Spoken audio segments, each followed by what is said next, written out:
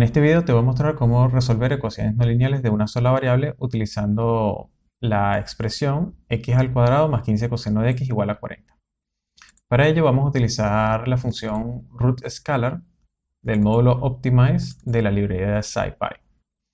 Esta función root_scalar utiliza distintos métodos que se basan en determinar el cero de una función, con lo cual tenemos que reescribir la función de esta manera que está arriba y que pasar el 40 al lado izquierdo de la igualdad, de tal manera que nos quede de esta manera.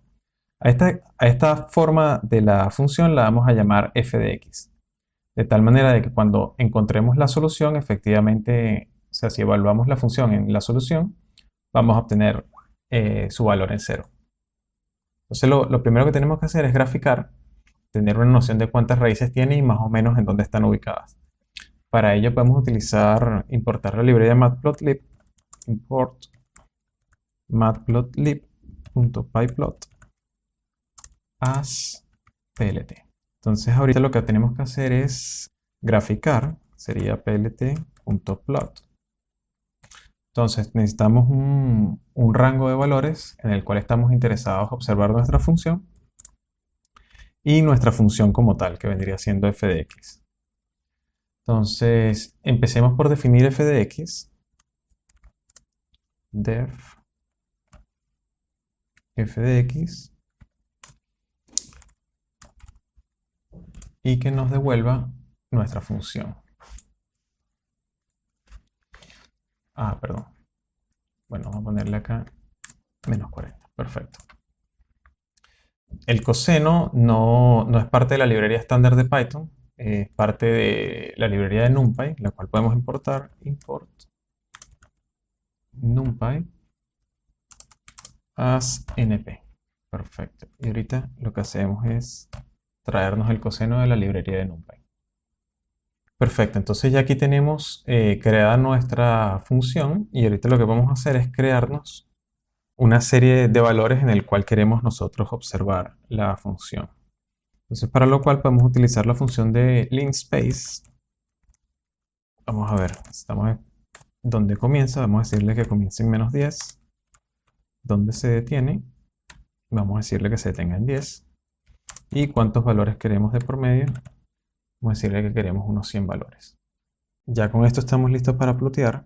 Vamos a además decirle que nos muestre el grid y ver el gráfico. plt.show. Perfecto, entonces esta vendría siendo nuestra función. Voy a resaltar el eje del 0 para que se vea con un poquito más de claridad. Pues del grid, decirle plt. Que nos agregue una línea horizontal line, en y igual a 0. En y igual a 0.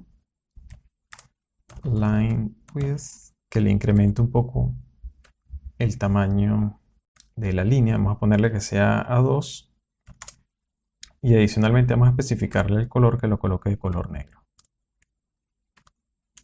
Color negro que se expresa con la letra K. De hecho, vamos a hacer esto mismo para el eje vertical en x igual a 0. Perfecto. Así ploteamos. Ahorita se ve con un poquito más de claridad exactamente dónde cruza por el eje x. Fíjense que esta función es una función no lineal que tiene dos raíces. Tiene una raíz negativa y tiene una raíz positiva. Entonces, esta raíz positiva, ya sabemos que está en el entorno, vamos a poner de 5 y 6. Durante los próximos videos, incluyendo este, en total van a ser unos 4 videos, les voy a mostrar algunos de los métodos que se puede utilizar para resolverla. Entonces, fíjense que yo les voy a dejar de todas formas este link en la descripción para que puedan acceder y ver toda la documentación con calma.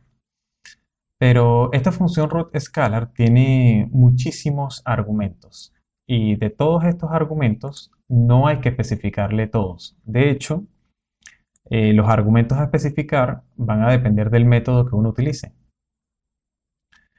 Por lo tanto, es conveniente, vamos a decir, que uno tenga una noción de cómo funciona cada uno de estos métodos de tal manera de que uno sepa qué argumentos uno tiene que especificar y qué valor uno puede asignarles. Entonces, en este primer video yo les voy a mostrar cómo utilizar el método de la bisección. Luego en el segundo video les voy a mostrar cómo funciona el método de Newton-Raphson. En el tercer video les voy a mostrar cómo funciona el método de la secante. Y en el último video de esta serie les voy a mostrar cómo funciona el método de Brent. Entonces, empecemos por ver cómo funciona el método de la bisección. Entonces, en este método lo primero que he hecho es mostrarles en amarillo una función genérica y les he resaltado la raíz o el cero de la función para que quede claro en todo momento cuál es el objetivo del método. Entonces, el método de la bisección empieza por especificar dos puntos, en este caso x0 y x1, que definen un intervalo. Y en el caso del método de la bisección, a juro, la raíz se tiene que encontrar dentro de ese intervalo. Entonces, en este caso es claro, dado que podemos ver gráficamente la función que se encuentra exactamente entre los valores x0 y x1. Pero el método se tiene que dar cuenta de alguna manera. Por lo tanto, lo que hace es evaluar la función tanto en x0 como en x1 y ejecuta una multiplicación de las funciones y evalúa su signo. Es decir, se asegura que x0 por f de x1 sea menor a 0. ¿Eso qué quiere decir? Que a juro las funciones están de signo cambiado. En este caso, f de x1 tendría signo positivo y f de x0 tendría signo negativo. Por lo tanto, en algún punto la función tuvo que haber pasado por 0. Realizada esta verificación, el método sabe que efectivamente existe una raíz entre los valores x0 y x1. Entonces, el siguiente paso en el método de la bisección es, una vez que está confirmado que la raíz existe en el intervalo, bisecta ese intervalo, es decir, divide el intervalo entre dos. En este caso encontrando el punto x2. Y a partir de aquí simplemente se repite el método. Es decir, él evalúa la función en x2 y ahorita busca darse cuenta de qué intervalo contiene la raíz. Entonces lo primero que él hace, verifica la multiplicación f de x0 y f de x2. Se va a dar cuenta que como las dos son negativas, el signo del resultado de la multiplicación va a ser positivo y por lo tanto la raíz no puede estar en este intervalo.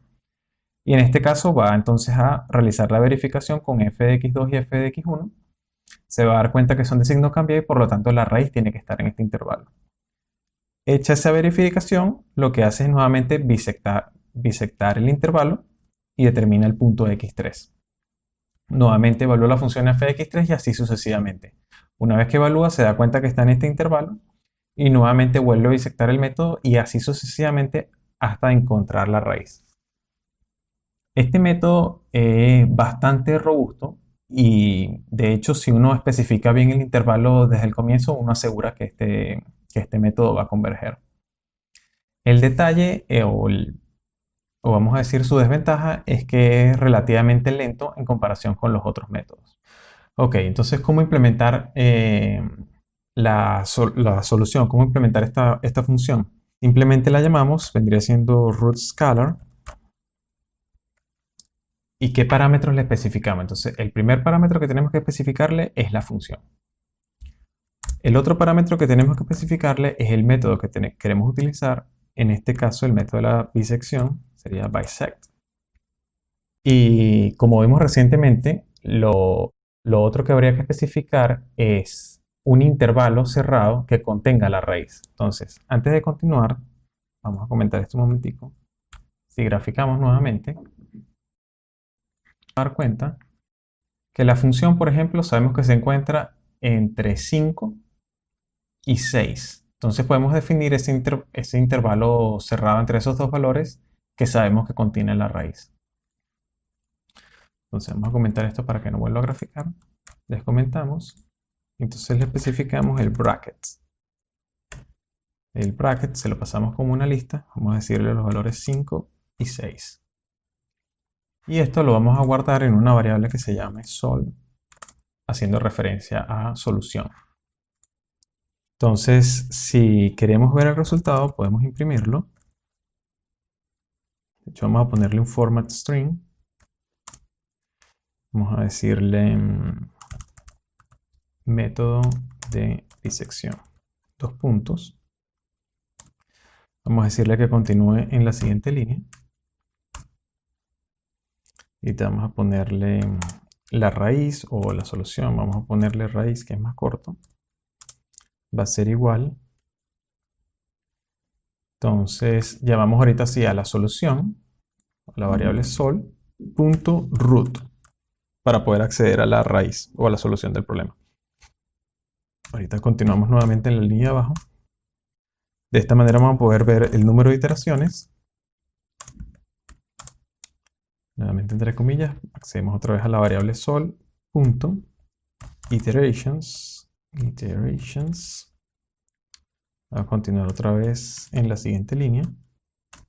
Y por último vamos a ver el número de evaluaciones que realizó de la función.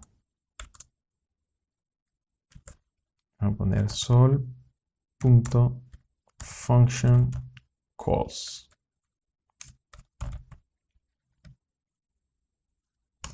Ok, si se están preguntando de dónde salen estos resultados adicionales, o sea, root, iterations y function calls, en la documentación lo explican a detalle. Pero esto es básicamente todo lo que devuelve la función root scalar.